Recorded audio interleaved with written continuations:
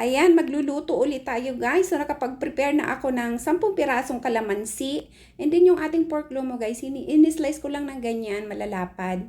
At ayaw nating masayang yung ating mga tirang sausawan na kalamansi at toyo, inilagay ko na sa pork. And then piniga ko na yung kalamansi. Tapos dagdagan natin guys ng toyo. Ayan. At saka syempre ang ating ground black pepper. Tapos, halu-haluin lang natin guys ng husto. And then, tsaka natin siya i-set aside para ma-marinate.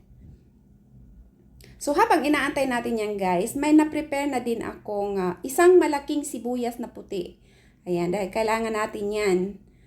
So, dyan sa kawali, naglagay na ako ng olive oil at saka maglagay tayo ng butter para i-caramelize natin yung sibuyas natin.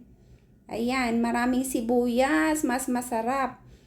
Ayan, dahil ang ating gagawin guys ay pork bistik. Ayan, Tagalog bistik.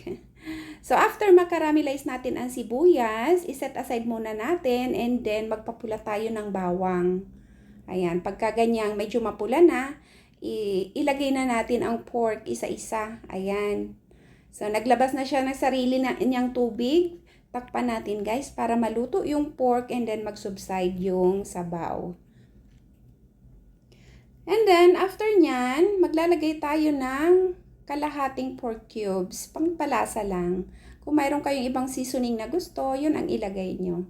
Favorite ko kasi ang mga cubes. So, ayan, natuyuan na siya guys. Inilagay ko yung tirang pinagmarinita natin.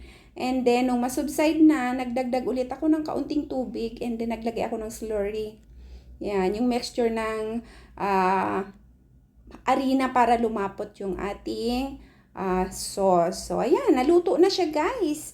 Tinikman ko na yan at napakasarap na. At ilagay na natin ang ating caramelized na sibuyas. So, ayan na guys. Ready na ang ating ulam for today. Thank you for watching guys. I hope you like our video recipe for today. Let's eat! Ayan, tikman na natin. Thank you guys. Bye!